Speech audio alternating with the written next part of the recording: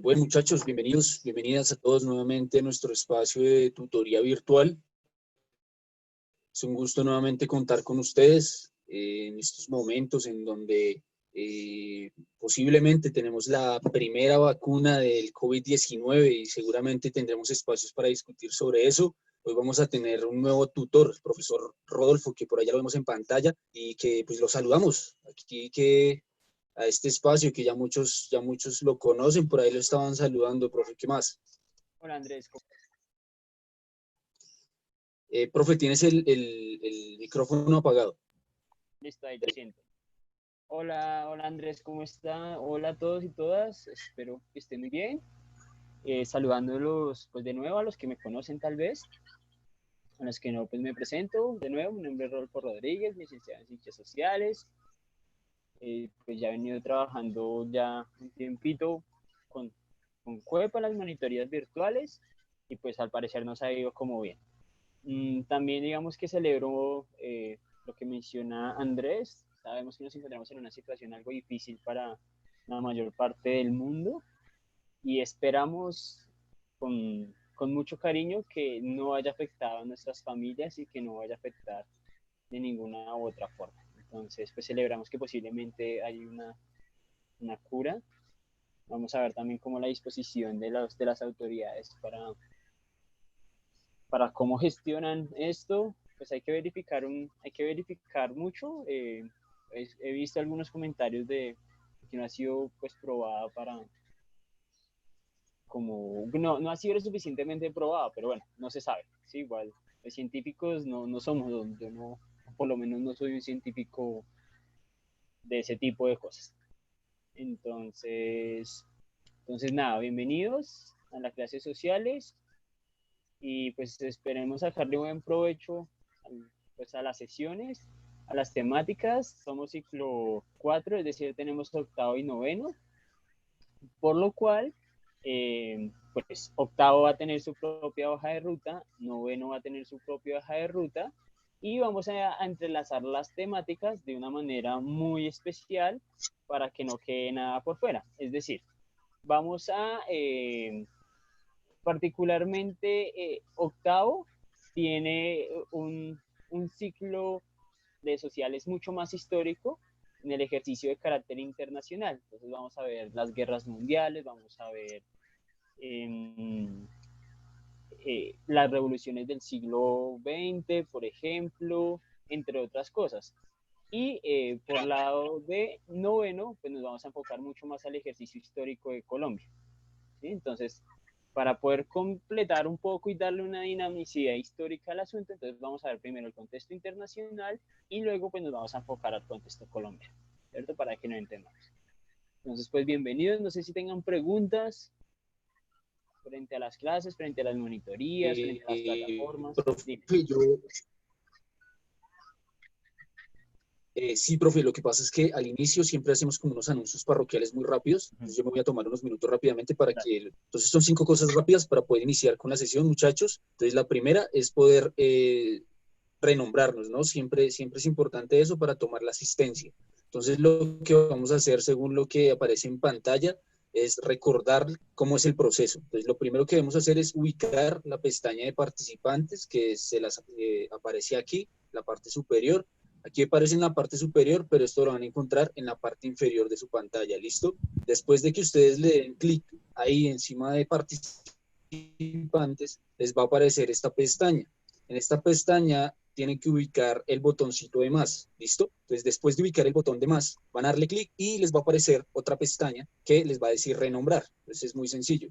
Luego de eso, introducen su nombre y apellido completo. Y por último, pues, sencillo, le colocan OK y ahí ya queda guardado. Por otro lado, la idea es que tengamos en cuenta que hay 3 mecanismos de participación. Entonces, la primera es esta, y esta es muy importante. La idea es que, pues, en la pasada, en el pasado módulo de lenguaje no hubo mucha participación para que los puedan hablar o para que todos podamos hablar, solamente el profe, en mi caso el monitor, sino que ustedes van a tener la opción a través de acá. Pues en este icono de levantar la mano, ustedes solamente oprimen si quieren decir algo, participar, hacer alguna pregunta y listo, ¿vale? La otra es el chat. Entonces, si usted tiene preguntas, quiere participar, si no tiene micrófono, también lo puede hacer. Y la otra son las encuestas, que son básicamente esas votaciones que utilizamos como para reafirmar nuestras enseñanzas o para saber su opinión con respecto a la temática. Entonces, eso era únicamente y pues nada, profe, si quiere iniciamos. Sí, listo, bien. Ok, recuerden renombrarse, porfa. Y pues lo de la participación es fundamental. Y de una vez lo aclaro. Una clase de ciencias sociales sin participación es muy aburrida. Muy, muy, muy aburrida porque solo me limitaría a hablar yo. Y la idea es que ustedes, que estoy seguro que tienen unos conocimientos pues bastante, o por lo menos algunas cosas frente a lo de las guerras mundiales, frente a esas cosas, pues que las voten para que haya participación, ¿listo? Entonces, pues bueno, vamos a iniciar. 43 personas, excelente. Andrés, ¿cuántos estudiantes tenemos en total? En ciclo 4 tenemos 175, pero generalmente se conecta alrededor de 56 estudiantes. 175 estudiantes, ok. Bueno, pues ojalá se pueda conectar la mayoría realmente. Listo, entonces,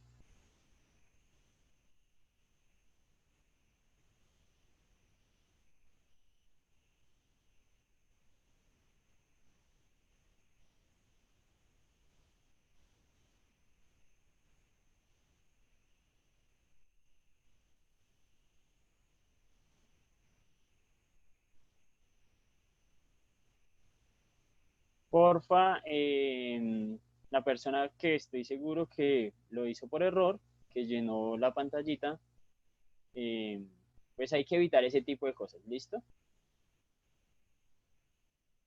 Entonces, Andrés, ¿me confirmas la pantalla? Sí, profe, perfecto. Primera Bien, Guerra Mundial. listo. Ok, listo. Entonces vamos a ver este escenario de la Primera Guerra Mundial. Nos vamos a concentrar mucho en lo que es la historia del siglo XX,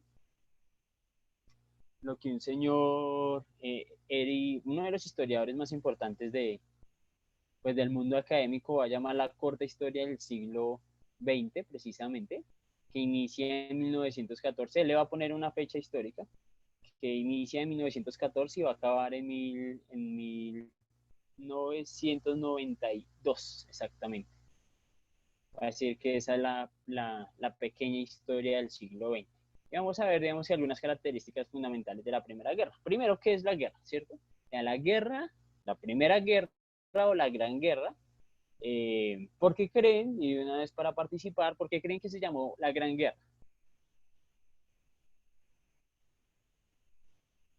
Pueden, ya saben, con la manito o escribir rápidamente en el chat. ¿Por qué se llamaba la Gran Guerra? ¿Y por qué no la llamaron la Primera Guerra Mundial? Profe, por ahí tenemos varias participaciones. Mauricio nos dice por las implicaciones que tuvo, y la otra porque fue causada por la muerte de un hombre y le echaron la culpa a Serbia. Por ahí algunos, porque fue un conflicto entre muchos países, nos dicen. Muchos pelearon, Natalia nos dice. Sí, más o menos, ¿sí? O sea, la historia en un primer momento la llamó la Gran Guerra, ¿sí? ¿Por qué la llamó la Gran Guerra? Porque no sabían que iban a hacer otra. Entonces, eh, ahí ya se empieza a denominar, después de la Segunda Guerra Mundial, se empieza a denominar la Gran Guerra como la primera, ¿sí?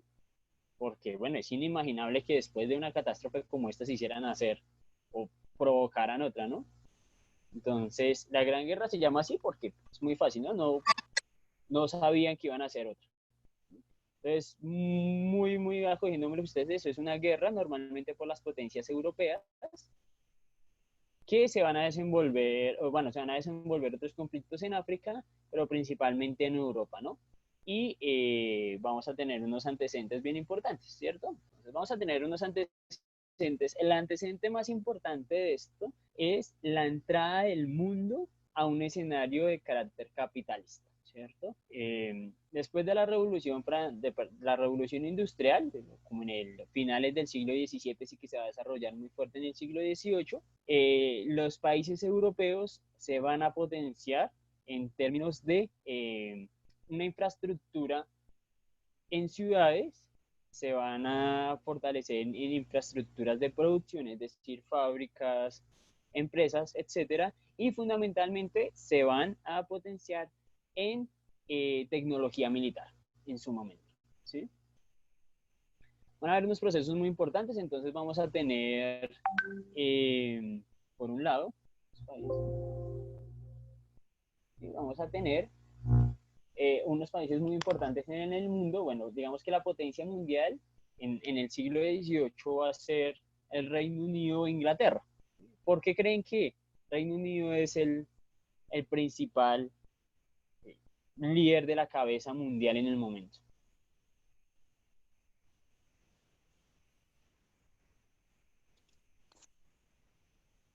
Y por ahí una participación de Paula Tejada. Paula Tejada nos dice, aunque el imperialismo que venía desarrollando desde hacía décadas, las potencias involucradas fue la principal causa subyacente. El detonante del conflicto se produjo el 28 de junio de 1914. Hay una participación relacionada a la otra pregunta, pero hay dos participaciones, profe, de Daniel y Mauricio, que nos dice, porque tenían muchos países controlados como Sudáfrica. Y Mauricio nos dice, por lo que es una potencia industrial en ese momento. Exactamente, de ahí partimos. Uno, de que en el Reino Unido, exactamente en Inglaterra, se va a desarrollar la revolución industrial. Entonces, a partir de eso, ellos empiezan a tomar un poder bastante fuerte que se va a ir desarrollando en el resto de países de Europa. Pero este mapa, como nosotros lo conocemos, si es que es completamente distinto al mapa europeo que nosotros vemos normalmente, es porque en el siglo XVIII, después de la Revolución Francesa, que se va a hablar de democracia de nuevo, después de mucho tiempo, en el siglo XVIII se va a congelar un poco eso de la democracia y van a estar en unas discusiones muy importantes frente a cómo administrar los territorios. Entonces, claro, veníamos de unas herencias de carácter monárquico, veníamos de unos reinados y eso no se cambia de la noche a la mañana. Entonces, el siglo XVIII fue una serie de discusiones muy fuertes para eso. Y vamos a tener una serie de imperios. Digamos que el Reino Unido se había aclarado muy bien su problema frente a ser un reinado o no ser un reinado. Ellos dijeron, vamos a hacer un reinado, pero con un parlamento, que es el modo estructural de cómo se conforman hoy. Lo solucionaron muy fácil, pero Francia no lo solucionó, Alemania no existía en el mundo, Alemania es un país demasiadamente joven, Austria no, sí, eran unos conflictos, Italia tampoco lo había logrado, entonces eran unas discusiones bastante interesantes de cómo administrar el Estado. Entonces se va a crear en el siglo XVIII muchos imperios, entonces vamos a tener el imperio francés por Napoleón III, vamos a tener Alemania como imperio, Alemania es un país nuevo, se crea realmente en 1872 como país, van a ser imperio, pero ellos van a recoger a muchos pueblos germanos que se desarrollaron en esta zona del norte de Europa históricamente, ¿sí? Germania tiene descendencia germánica y pues van a reunir a esa serie de pueblos que de alguna u otra manera por dinámicas culturales se unifican o se distinguen entre ellos mismos. Entonces se van a crear el Imperio Alemán. Vamos a tener por otro lado Italia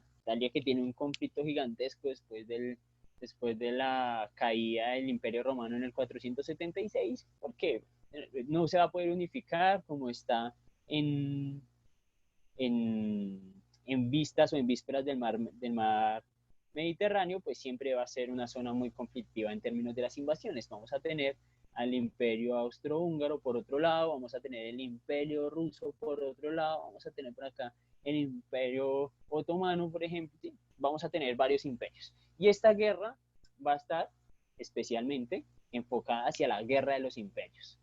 ¿Sí? Imperios que venían industrializándose de una manera pues bastante elevada, como lo fue Alemania, como lo fue Austrohúngaro, y pues van a haber unas tensiones bastante fuertes, ¿cierto? ¿Cuáles van a ser esas tensiones? Veo un montón de participación. Que, pues, que tengo. Sí, profe, por ahí tenemos varias participaciones, pero por ahora no, es que por aquí hay una participación de Santiago importante relacionada a lo que decíamos de Inglaterra, ¿no? Y decía, porque los tenían amenazados, si no ayudaban perderían territorios, relacionada a esa guerra territorial que usted ya hacía referencia, y Santiago nos cuenta sobre eso, que también podría ser una consecuencia importante de la participación de Inglaterra en la Gran Guerra. Sí, sí, entre otras cosas. ¿Cuáles van a ser esas otras cosas? Uno, el imperialismo, como ya lo venía agenciando, o como ya lo había dicho una compañera, si mal no recuerdo. ¿Y ese imperialismo qué es? Bueno, van a haber unos procesos de imperialismo y colonialismo. El imperialismo es completamente al colonialismo.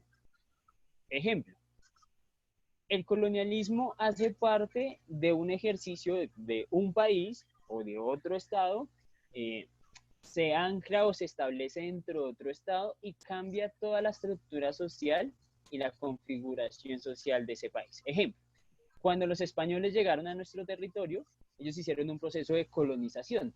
¿Sí?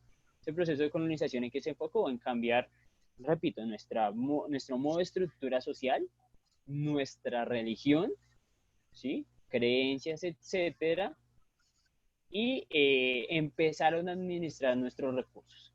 Ese es un proceso colonialista. ¿Cómo lo hicieron? A través de la fuerza, pero que es un proceso de carácter imperialista.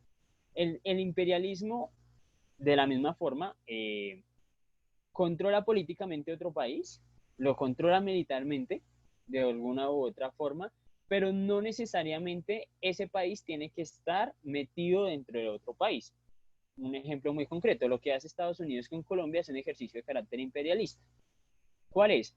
Pues desde la Casa Blanca se envían unas directrices, unas políticas que Colombia de alguna forma asume sin ningún tipo de discusión.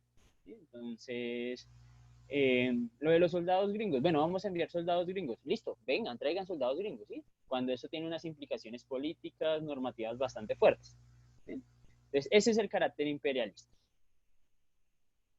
Va a haber, digamos que un suceso muy importante, donde se va a marcar mucho el carácter imperialista y colonialista, que va a ser la conferencia de Berlín, y es prácticamente cómo repartirse África de una manera absurda, como si África no tuviera dueño, como si las personas que vivían y habitaban en ese momento en África pues no tuvieran algún mínimo de propiedad de su territorio. Entonces dijeron, bueno, ese pedazo es mío, esto es otro, sí, como si fuera una torta. Esto pues era completamente ridículo en su momento, pero hacía parte también de un ejercicio muy de carácter racial muy fuerte, donde los europeos se creían más. Recuerden que históricamente veníamos de un proceso racial muy fuerte desde el Imperio Romano, y eso va quedando, y eso va calando en la cultura europea. Simplemente por el hecho de ser blancos, partiendo de ahí, por estar más industrializados, empiezan a agenciar esos procesos de colonización en África. A partir de esto, se va a denominar en términos económicos marxistas algo que se llama la visión internacional del trabajo. ¿Qué es esa visión internacional del trabajo? Los países del sur van a ser proveedores de materias primas. ¿Sí? Ellos no tienen la posibilidad, dicen los economistas liberales, ellos no tienen la posibilidad de industrializarse. ¿En qué son buenos ellos? En materias primas. Bueno, en materias primas a los países del norte, Europa, Estados Unidos, que son los industrializados, ¿sí? Y ahí hacemos, digamos, un intercambio de mercancía. Claro, yo lo pongo así bonito, pero realmente lo que pasó es que Europa colonizó África para ser dueño de estos materiales, de estas materias primas, y así les saliera más barato el ejercicio de producción, ¿cierto? Reducían costos de producción haciendo el ejercicio colonial. Esa conferencia de Berlín va a marcar unas tensiones muy fuertes, porque, perdón, porque van a haber unos países que no les va a ir muy bien en esa repartición. ¿Cuáles van a ser estas rivalidades de potencias? ¿O por qué van a haber estas inequidades? Es porque hay potencias mucho más fuertes, como es Inglaterra, como es Francia, que les va a tocar gran parte de África, y países como Alemania le va a tocar algo alrededor como el Congo, algo muy cerquita a Sudáfrica, lo que podríamos llamar ahí como Namibia, es ese país exactamente, estoy viendo acá un mapa de África, y pues Italia también va a tener unos pedacitos casi muy cerca a la península.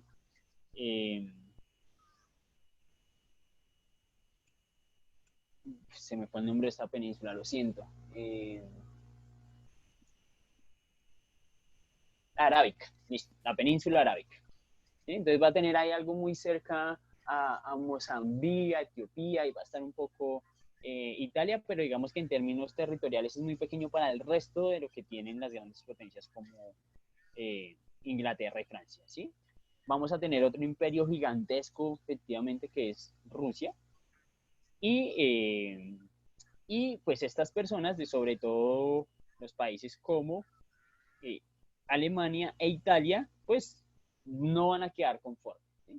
Y va a surgir un proceso muy importante, muy importante en el siglo XVIII, mediados del siglo XVIII, y es el nacionalismo, ¿sí? Y ese nacionalismo es un sentido patriótico que de alguna u otra forma la gente legitima, o sea, primero se las cree y legitima las políticas a través de esa idea de nación. Ejemplo muy concreto. No sé si tenemos un compañero, alguna compañera de Venezuela, para que pues no me deje mentir, ¿sí? En Venezuela, ¿cuál es el nombre oficial de Venezuela?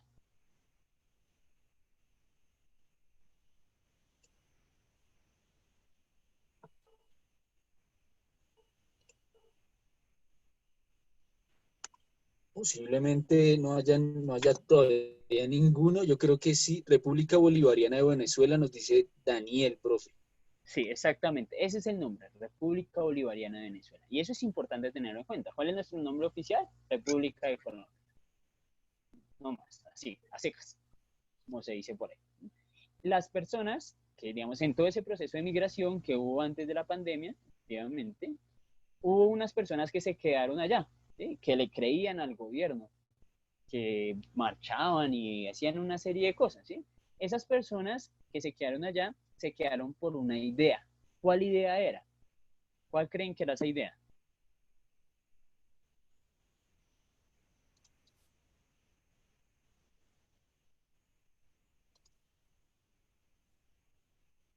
El nacionalismo, nos dice por ahí Mauricio, profe. Sí, pero ¿cuál es la idea nacional de Venezuela? Bien lo que dijo Jesús. ¿Ya? ¿No? ¿Qué pedí? Buenas noches. Que estaba, por ahí nos dice que estaba en una república, Benjamin y Cajen, nos dice. ¿Cómo así? ¿Estaban en una república? Porque le dicen Venezuela, Caracas. Bueno, Caracas es la capital de Venezuela, como Bogotá, Colombia. Hola. Hola, Sandra. Buenas noches. ¿Cómo está, Sandra? Muy bien, profe. Creo yo que era esperar el cambio del presidente. Mm, pero digamos Pudo que haber sido esa como también hubo muchas personas las que usted nombraba que hacían marchas y gritaban a los cuatro vientos por su presidente. Pues él les estaba dando todo, pero creo que se equivocaron muchos. sí, pero Eso pudo. independientemente, no es, digamos que como que juzgar si está bien o está mal, ¿sí? Sino que la idea misma es de esas personas que se quedaron y que defendían el gobierno. ¿Por qué se quedaron? ¿Cuál idea estaba defendiendo? Pues que el gobierno les... Defender su patria. Recuerden, muchachos, levantar la mano para poder participar. Listo, sí, sí o sí, no, mejor dicho, hablamos todos y no nos escuchamos. Entonces creo que habló Astrid. Astrid. Es que el Estado les supliera todos sus alimentos. Pero eso no es una idea. Sí, digamos, hay una idea más profunda. ¿Cuál es el nombre oficial de Venezuela?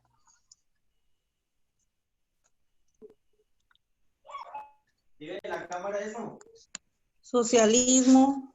No, está muy arraigado al ejercicio del nombre.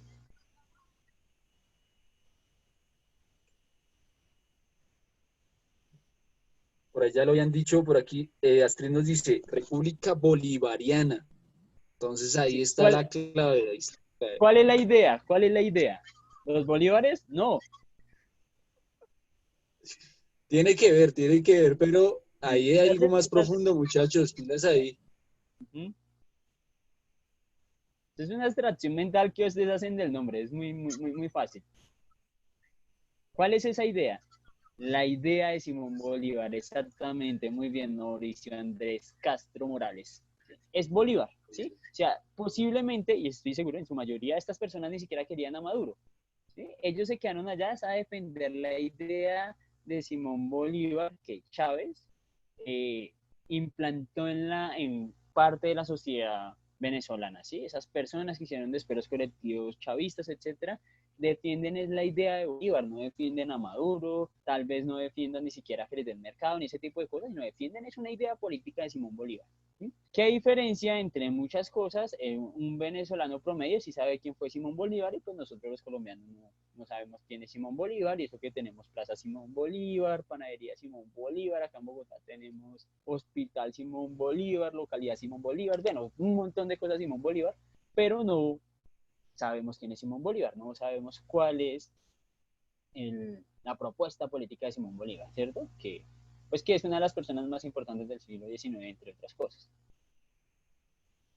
Esas personas, ahí hay una idea, ¿sí? Hay una persona que, si ustedes vieron, que digamos que lo daban mucho en medios, las condiciones económicas de Venezuela eran muy graves o están muy difíciles el día de hoy, pero esas personas se quedaron allá, se quedaron defendiendo su patria, ¿sí? Y eso es un sentimiento que se le da mucho a, mentira, defienden al chavismo, socialismo y ahora maurismo.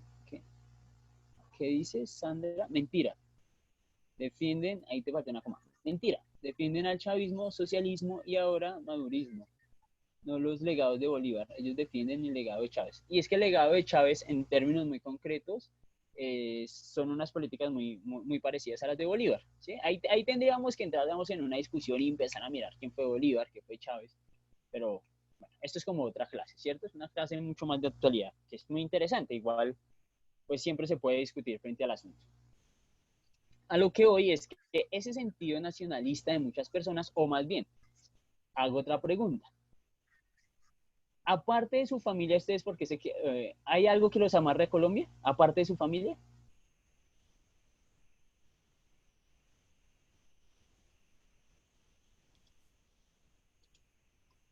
Santiago Hernández tiene la palabra. Cuéntanos, Santiago. Perdón, profe, ¿cuál era la pregunta? Santiago, aparte de tu familia, ¿hay algo que te amarre a Colombia? En muchos aspectos.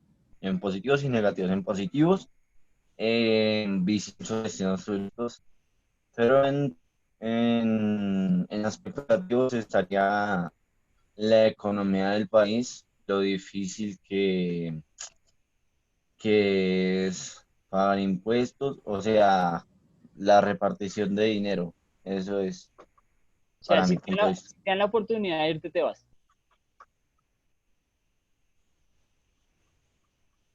Señor, Si te dan la oportunidad de irte, te vas.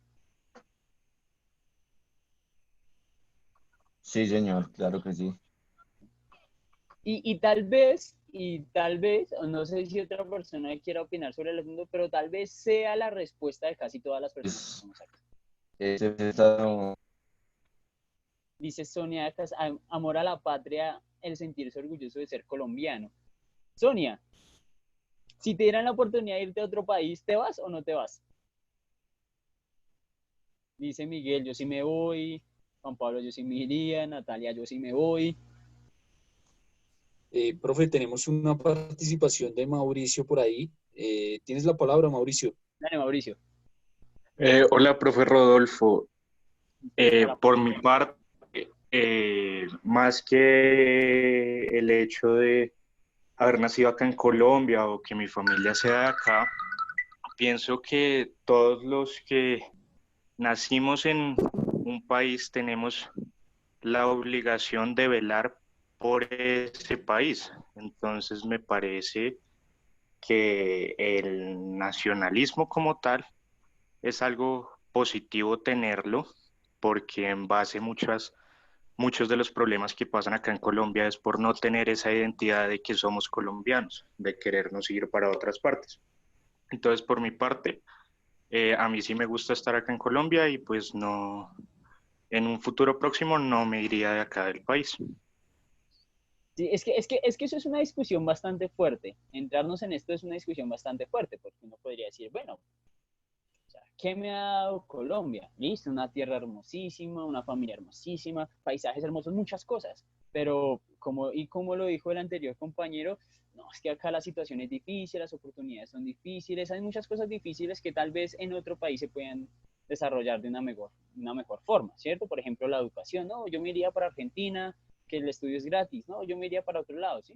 Es una discusión profunda, efectivamente, eh, pero a lo que voy, y digamos que acá pues es interesante la discusión, es que tal vez la mayoría, por eso digo tal vez la mayoría de personas que estamos en la sesión, pues si le dan la oportunidad de irse a otro país, se van, porque no hay nada sentimentalmente aparte de nuestra familia que nos amarre. Pues porque, pues como ya lo iba mencionando, y también es un poco mi punto de vista, pues es que esta patria no nos ha dado mucho a nosotros. O sea, 200 años de vida republicana y aún hay muchas falencias, muchísimas falencias, y no es por falta de voluntad efectivamente de los colombianos, sino pues porque hay unas estructuras gigantescas, gubernamentales, etcétera, etcétera, que no hacen que sea posible, entre otras cosas. Este sentido nacionalista, patriótico, se genera mucho en los soldados, muchísimo, muchísimo en los soldados. Y esto va a pasar mucho en el siglo XVIII en Europa, precisamente. ¿Sí? Van a tener muchos soldados, pero para que un soldado sea fuerte, no solamente necesita tener el mejor armamento, sino necesita tener una convicción patriótica impresionante. ¿Sí? Y patriótica no significa política. ¿A qué me refiero? Y me atrevo a decirlo y afirmarlo de alguna manera, la mayoría de soldados colombianos están al frente del cañón por una relación de carácter patriótico, porque creen defender su patria colombiana. ¿Sí? Pero si uno va al ejercicio político, ellos no entienden el conflicto, ¿sí? No entienden el conflicto colombiano armado. No saben cuáles fueron las causas, no saben cuáles son los bandos, entre otras cosas. Ellos están allá porque les dijeron, no, mira, hay que proteger la patria de estos manes que son malvados. ¿Sí? Y pues no vamos a entrar en la discusión de si son malvados o no son malvados, sino que están allá defendiendo su patria. ¿Sí? Uno podría preguntarse, bueno, ¿realmente me defienden a mí? ¿sí? O a quién están defendiendo. Pues uno podría ahí armar una discusión frente a eso. ¿Sí? Y a eso voy. Ese sentido patriótico, ese sentido nacionalista es necesario para los soldados, más no político. Tal vez muchos de ellos, de los que fueron a participar en esta gran guerra, no entendían cuál era el problema. ¿Sí? Acá hay un problema de carácter imperialista. Es un problema de carácter global, capital, del capitalismo, ¿sí? Que es malo en todas sus dimensiones, pero esta gente lo iba y lo defendía. ¿Sí? ¿Lo entendían? No sabemos. Es muy, muy poco probable, realmente, que pase. ¿Sí? Todavía hay una discusión de la changua, rolos por ahí, calmemos esa discusión de la changua. Entonces, entre otras cosas, ¿cierto?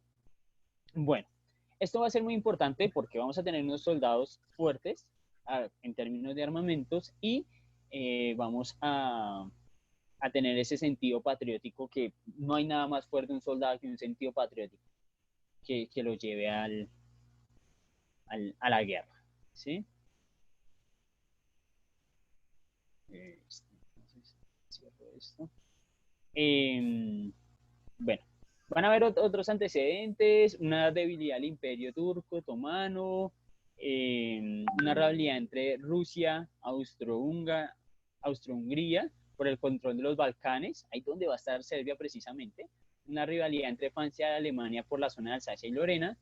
Hay una guerra previa a la gran guerra que es la guerra franco-prusiana, y es una guerra entre Francia, precisamente, el Imperio alemán contra Prusia, y Francia va a perder esa guerra y Alemania va a coger unos terrenitos, digamos que unos terrenos importantes efectivamente, pero digamos que no muy grandes en Francia, que va a ser Alsacia y Lorena. ¿Sí? Y a partir de esa guerra va a haber una tensión importante entre esos dos países, ¿no? Francia y Alemania. ¿Sí? Va a haber otra presión muy fuerte entre Rusia y el Imperio Turco Otomano. Y Hungría también por el control de los Balcanes.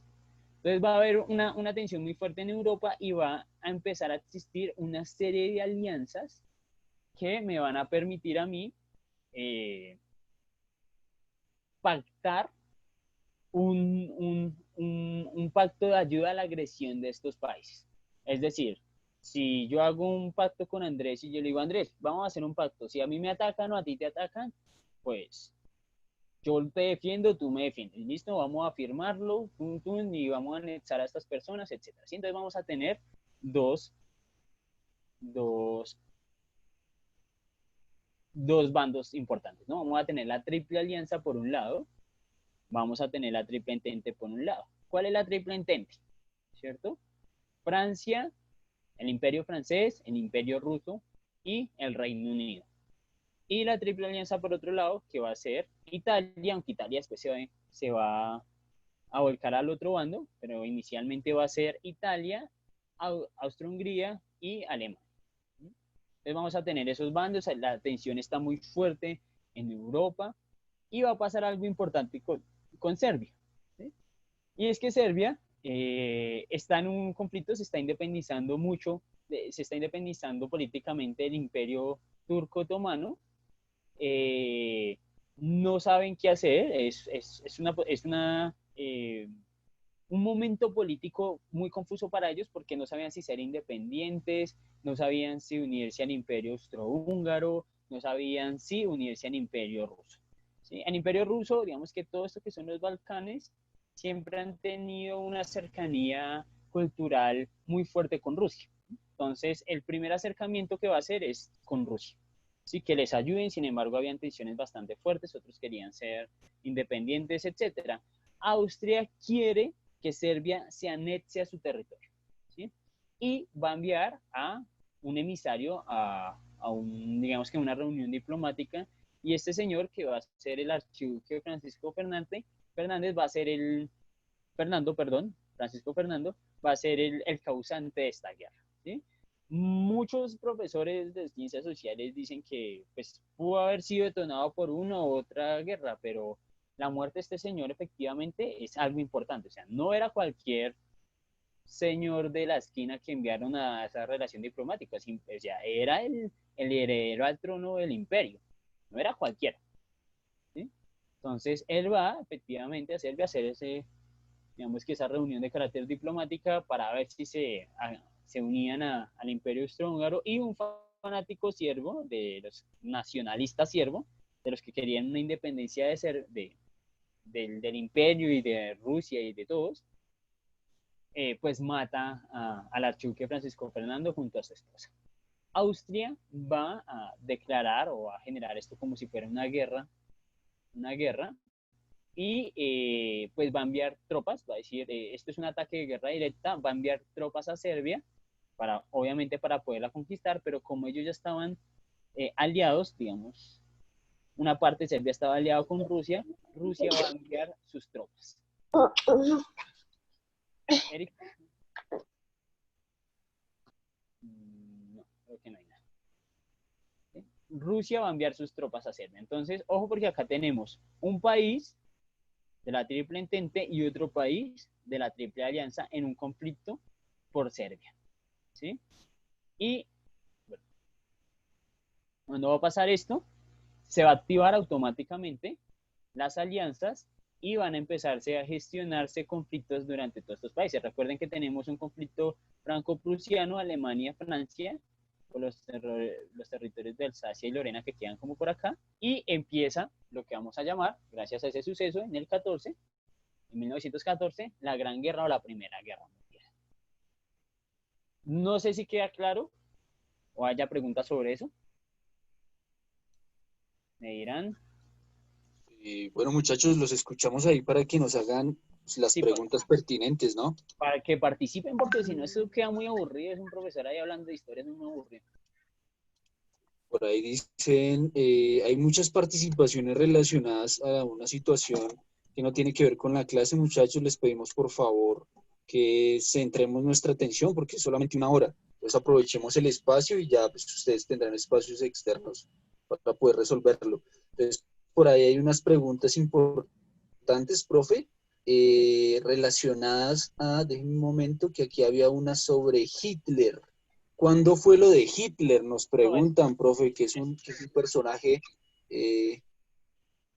bien interesante. Sí, lo de Hitler, bien interesante. Lo de Hitler nos dice Juan Felipe, lo de Hitler fue en la Segunda Guerra Mundial, ahí hace una aclaración Juan Felipe. Exacto. Y pues hasta ahí, profe, no tenemos ninguna más, pero tenemos ahí una encuesta relacionada al nacionalismo, ¿no?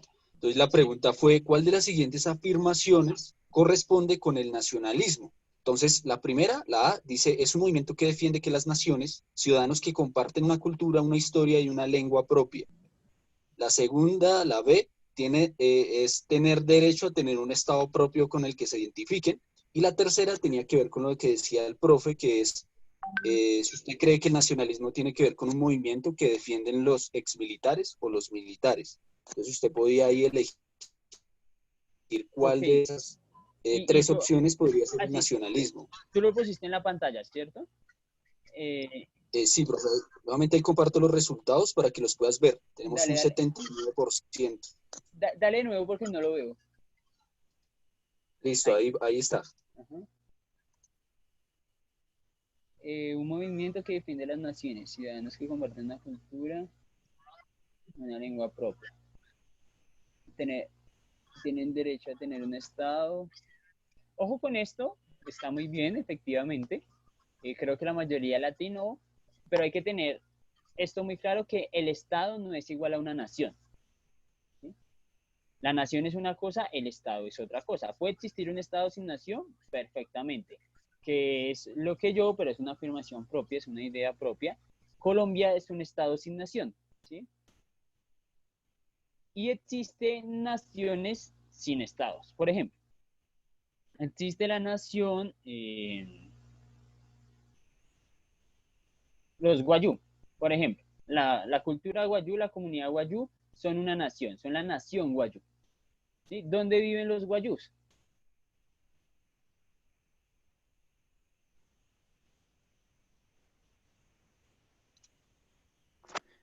En la Guajira, en La Guajira, dicen. una parte de ellos vive en La Guajira, otra y gran parte de los guayú viven en Venezuela. ¿Sí? ¿Ellos que son venezolanos o colombianos? Ellos son guayú. Ellos son guayú, exactamente. ¿Sí? No son, obviamente tienen que obedecer algunas leyes de cada país, la normatividad de cada país, pero ellos no son colombianos, no son venezolanos, ellos son guayú. ¿Sí? Ellos son la nación guayú. ¿Sí? Y no obedecen a un estado central, sino que son la nación guayú, exactamente. Ahí era donde quería ver. Entonces, ¿sí ven que hay una diferencia entre estado y nación? ¿Sí? Ellos son una nación y están en dos estados diferentes. ¿Sí? Y de carácter político completamente diferente, ¿no? Como es el venezolano y como es el colombiano. Entonces, esa es la gran diferencia, por un lado. Cuando un estado me genera a mí una idea de nación, ahí es donde vamos a tener unas complicaciones muy fuertes, porque puede ser que el estado me genere ese sentimiento, que sea bueno o sea malo, eso lo habría que definir la historia y los valores pues, de cada persona. ¿Sí? Pero ahí es un problema, es cuando el Estado me genera a mí esa idea de nación. Eso es importante. ¿Sí? Eso es importante, como lo hizo el venezolano, por ejemplo. El Estado venezolano inculcó una idea de Bolívar y Chávez lo hizo a muchas personas. ¿Sí? No vamos a decir si es bueno o malo, pero eso es lo que hace el Estado. ¿Sí? Y acá en Colombia, por eso yo repito, y creo que es una afirmación que yo suelo recurrir porque creo que es así, es que Colombia no tiene nación porque somos culturalmente distintos, una serie de cosas muy fuertes a través de la historia que nos han sido separados por regiones, pero que nada nos amarra a un Estado, nada legitima las políticas de Estado, y mucho menos ahorita, ¿no? Que está el país más dividido que nunca, ¿sí? Que si no le echamos un madrazo a Duque, entonces se lo echamos a Petro y sucesivamente así, ¿sí? Entonces, no hay nada que nos amarre, efectivamente, por otro lado. Profe, por ahí hay un comentario interesante de Mauricio que nos cuenta, no, curiosamente muchos alemanes lo apoyaban a muerte cuando hablábamos de Hitler. Sí. Entonces, en cierto sentido, eso es como una dimensión importante del nacionalismo, ¿no?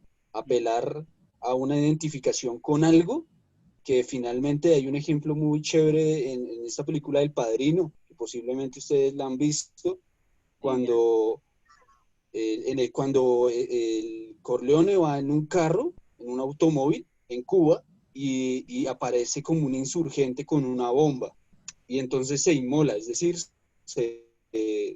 dice viva Fidel antes de morirse.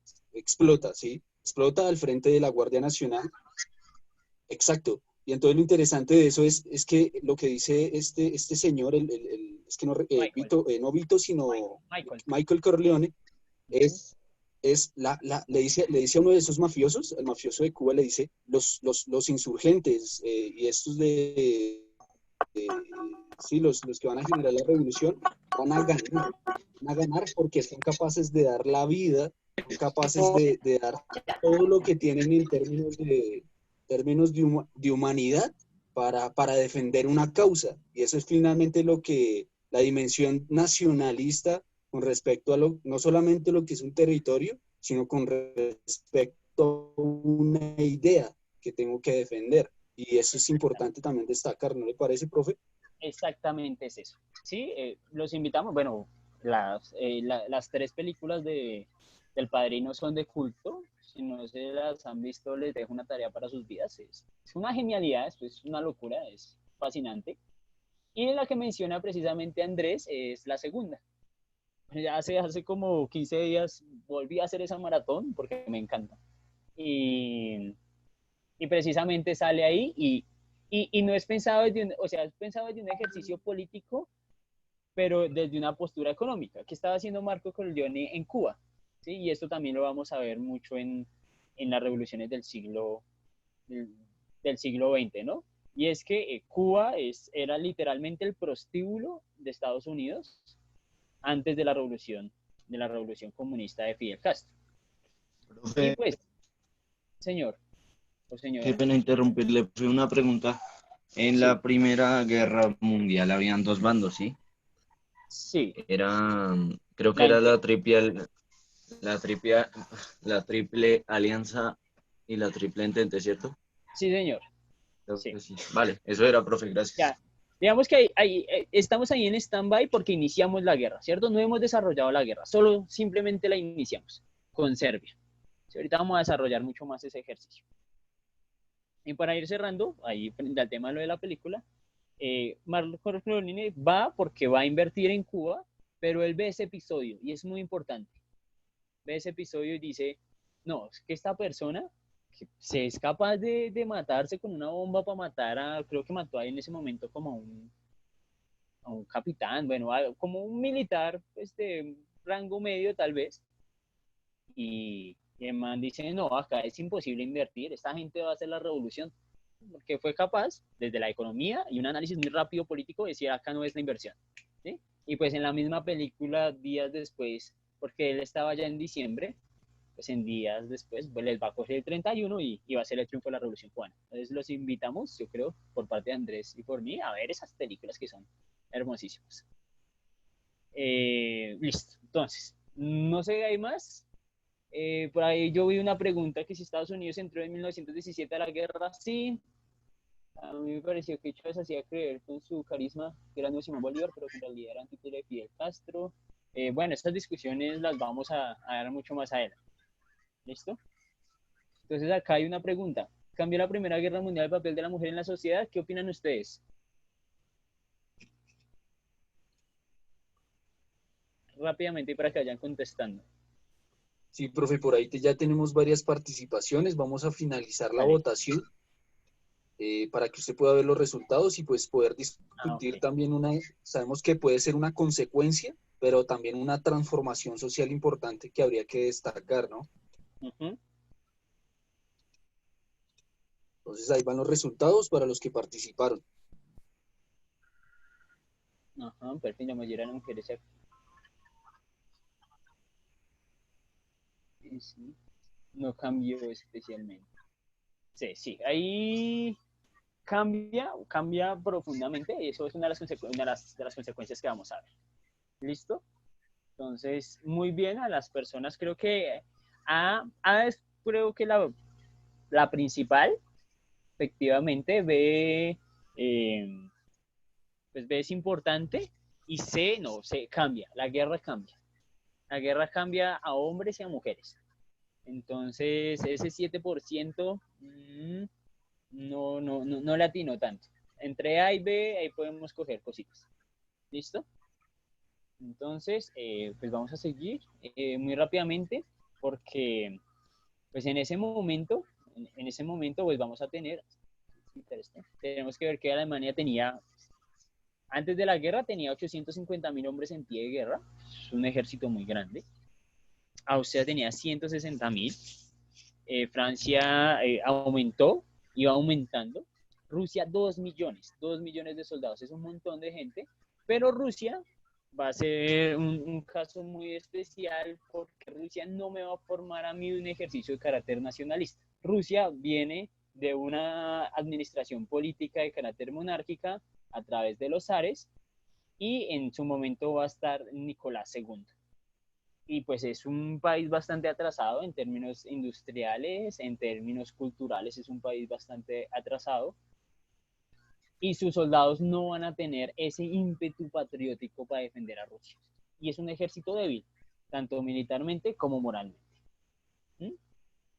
E Inglaterra pues no tenía un gran ejército, pero por su ubicación espacial, de ser una isla, pues digamos que su aprovechamiento militar va a ser a través de el navío, ¿sí? Entonces va a tener unos barcos importantes, va a tener ya unos submarinos importantes y pues eso va a impedir, entre otras cosas, una expansión mucho más fuerte de Alemania contra Inglaterra en esta Primera Guerra Mundial.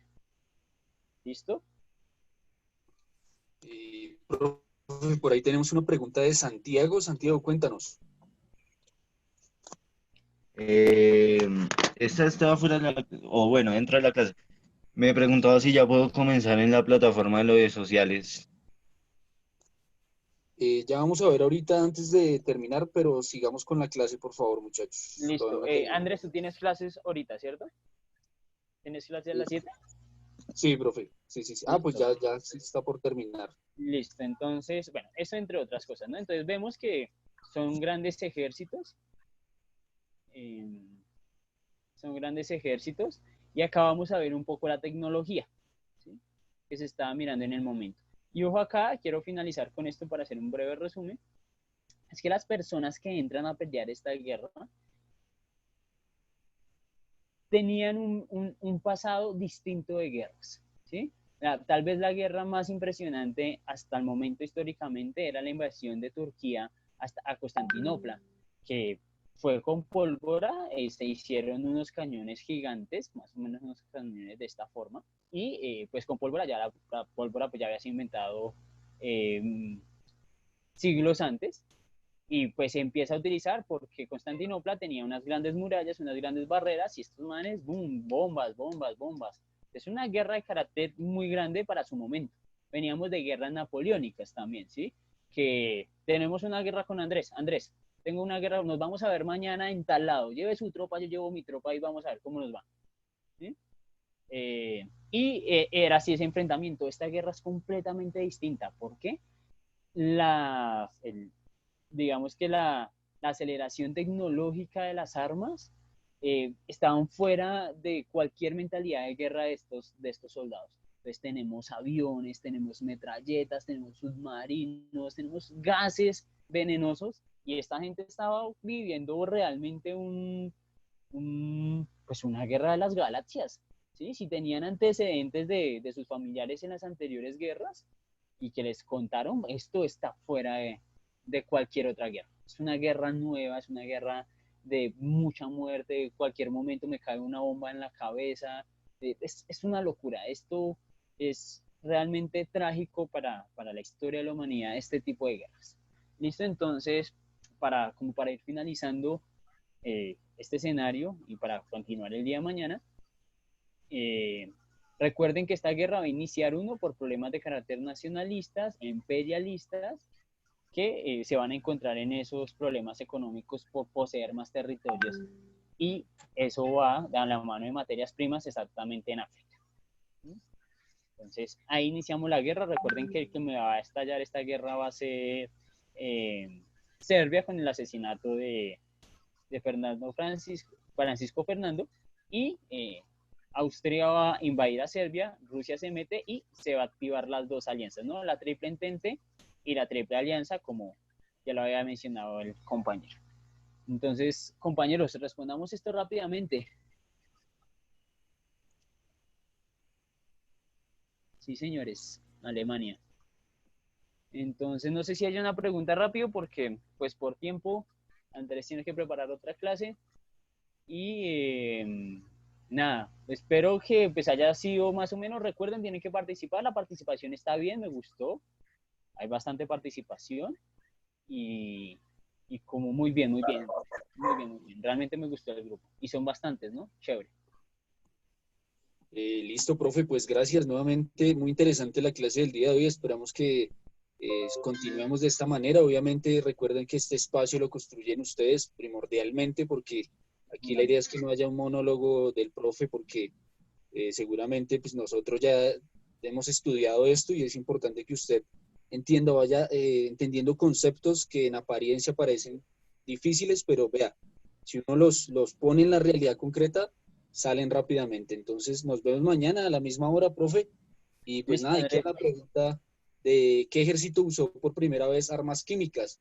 Por ahí dicen que Alemania, pero hay otras perspectivas con respecto a que posiblemente pueda ser Francia con el gas, con un gas químico un gas irritante, Italia con el gas mostaza. Entonces, si usted quiere avanzar más sobre ese tema, ahorita métase a Google y indague, ¿vale? Para que no coma entero. Entonces, nos vemos mañana.